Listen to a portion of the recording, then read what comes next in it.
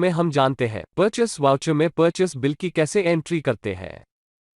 हम एक नया बिजनेस कर रहे हैं तो वहां बहुत टाइप के परचेस होंगे। हमें परचेस डिपार्टमेंट अलग अलग टाइप के परचेस बिल देंगे। एग्जाम्पल के लिए computer purchase bill, stationery purchase bill, furniture purchase bill, office staff uniform purchase bill, delivery van purchase bill, printer purchase bill.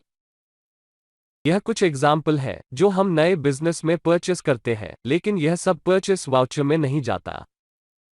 इसका कारण यह है, बिजनेस के अकाउंटिंग में परचेस उसी को माना जाता है जिसे हम खरीद के बेचते हैं। यहाँ हमने सुपर मार्केट का बिजनेस स्टार्ट किया है तो सुपर मार्केट में जो चीज बिक्री होगा वही परचेस वाउचर में जाएगा। एग्जाम्पल के लिए soap, cosmetic, edible oil, personal care इत्यादि। बाकी हमने जो भी चीज खरीदा है जैसे कि computer purchase, stationery purchase, furniture purchase, office staff uniform purchase, delivery van purchase, printer purchase, यह सब एक्सपेंसेस है। इसका एंट्री पेमेंट में होता है। परचेस हमेशा जीएसटी टैक्स के साथ बिल आता है। जीएसटी परचेस बिल की एंट्री हम आगे जाके एडवांस क्लास में सीखेंगे, लेकिन हम यहाँ सीखने के लिए सिंपल बिना टैक्स के बिल को एंट्री करेंगे। कीबोर्ड में F9 के की को प्रेस करें, परचेस वाउचर एक्टिव हो जाएगा।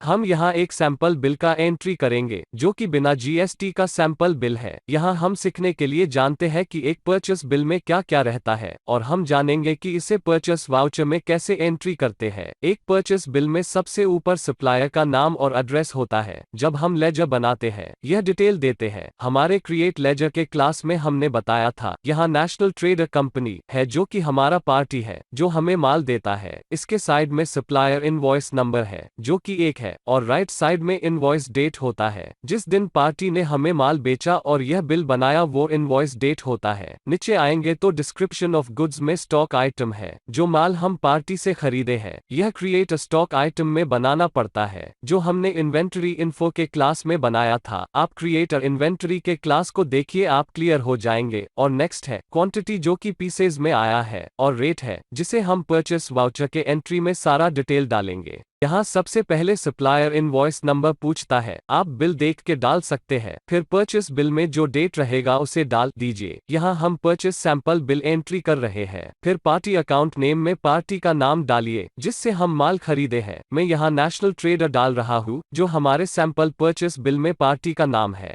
अब यहाँ सप्लायर डिटेल देना होता है। अगर हम पार्टी लेजर बनाते समय एड्रेस डिटेल भरे होंगे तो यहाँ पार्टी का एड्रेस ऑटोमेटिक लेता है। यहाँ आप परचेस लेजर में परचेस अकाउंट सेलेक्ट कीजिए।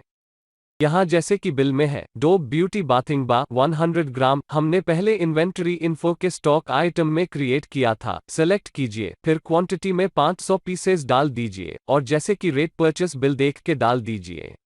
अब इसमें रेट डालने के बाद नेक्स्ट स्टॉक आइटम है lux international creamy white soap 125 ग्राम, इसे सेलेक्ट कीजिए और क्वांटिटी में 300 पीसेस डाल दीजिए और रेट बिल के हिसाब से डाल दीजिए। यह सारे आइटम हमने पहले ही इन्वेंटरी इन्फो में बना लिया था। अगर आप कोई आइटम बनाना भूल गए हैं तो Alt+C से बना सकते हैं।